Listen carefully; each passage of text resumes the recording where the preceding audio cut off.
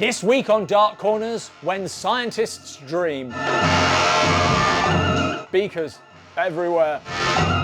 And a gas station attendant is weirdly proud. You've heard of the Minuteman, haven't you? Well, I'm the 32nd man. That's what my wife calls me. Some days it doesn't pay to get up. Requested by one of our Patreon shadows, please join up if you'd like to pick a film for us to review, or YouTube memberships, either way is good.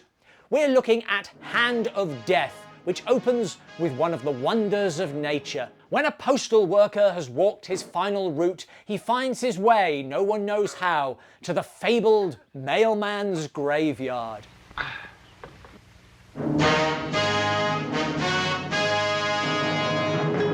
Which they share with sheep. Mike is fine. This is an occupational hazard of delivering mail to a research lab with spectacularly inadequate safety protocols. We were conducting an experiment. Didn't you see our warning sign? I just seen the sheep. That's just weird, Mike.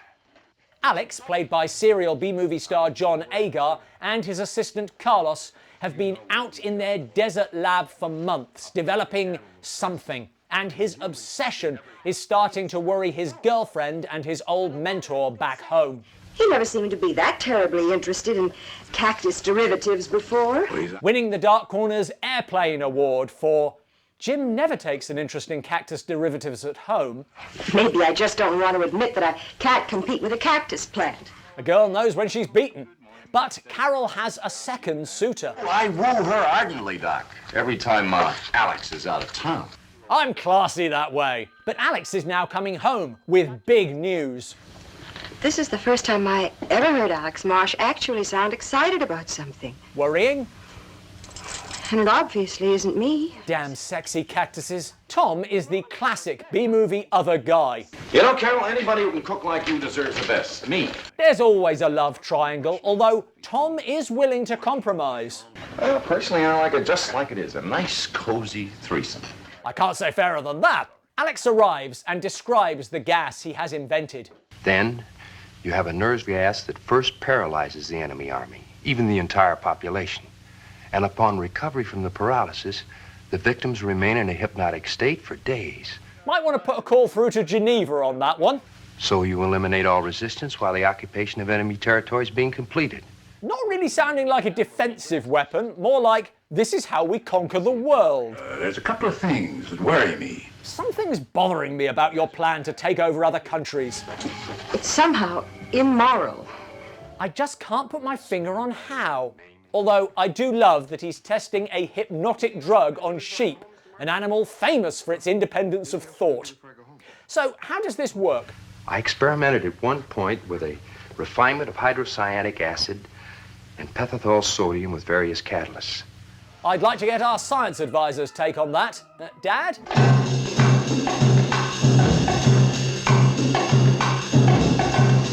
We'll check back with him later. Anyway, it's getting late.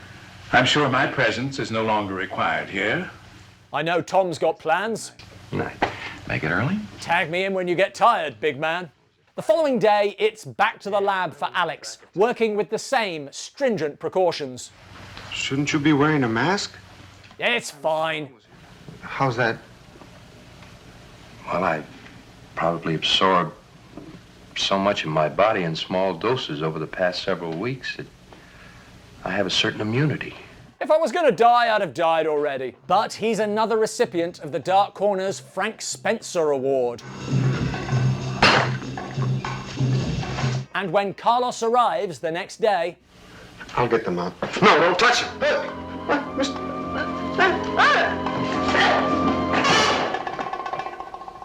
Nothing to do now but alert the authorities, inform Carlos's family, and quarantine himself.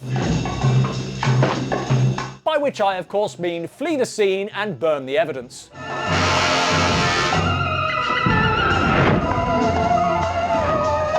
I'm pretty sure Carlos wanted a Viking funeral. Amazingly, this is still not the dumbest thing that he does. I'm coming into your house. I have to stay there for a while. Why, you ask? I tell you, I'm carrying it on my skin. It's in my whole body. What's the worst that could happen? Say, don't you want...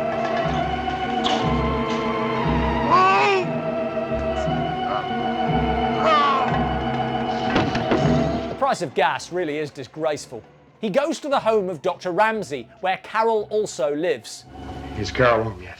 She and Tom went to dinner and a show. I don't expect her much before midnight.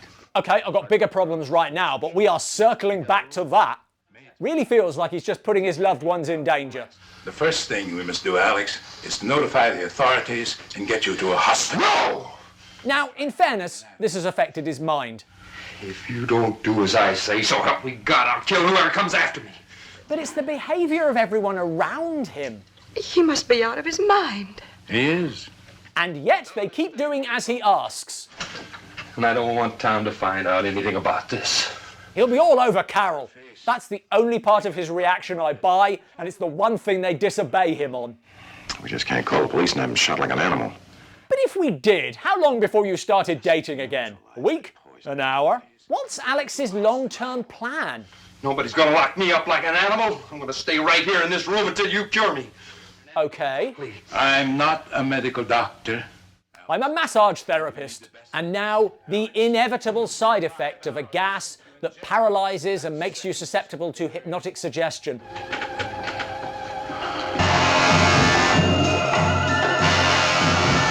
He's turned into the Thing. The other thing I think we do have to mention, because it's become part of the film's legacy, is that it was probably not intentional to make the creature look like a grotesque racist stereotype, just incredibly ill-judged. Back to the film. Mein Führer, I can walk! Some side effects, but Alex has apparently cured polio. To keep up his stellar run of poor decision-making, Alex needs to leave, but how can he, looking like this? Ah yes, a hat, that'll do it. It worked for Ben Grimm, it'll work for me. He drives off to find Tom, but... I'm having the worst day. With Alex on the loose, precautions must be taken.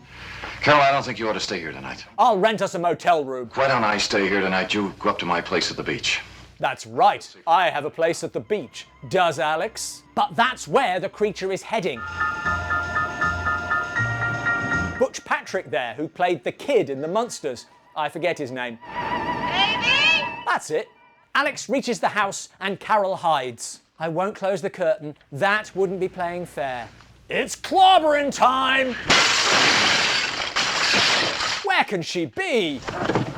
But now Tom arrives. Pete, take your men around the back. Joe, you come with me. Remember what I said earlier about us not being able to call the police to shoot him like an animal?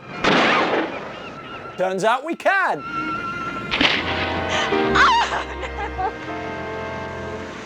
Oh, so sad. My bedroom's just up the beach. This is the most perfunctory mad scientist turns into a creature movie. There's nothing else. The only thing that makes it stand out is Tom's blatant attempts to nail Carol. I think the whole movie should be from his perspective. Sorry. Coffee break time. I'd also like to know more about the cactus thing. Ha ha! Thanks for watching. We can now get an answer from our science advisor on whether hydrocyanic acid is a nerve agent. Hydrocyanic acid is what you get when you dissolve hydrogen cyanide in water. It isn't a nerve agent, it's a very lethal poison. For a more detailed answer, please join us on Patreon or YouTube memberships. And don't forget to pick up your Science Advisor t-shirt from TeePublic. There's a link in the description below. If Tom was the lead of this, then the movie becomes the happy story of how Carol's neglectful boyfriend gets his. What other movie perspective changes would you like to see? Let us know in the comments below. Anything else I can do for you? No, nothing.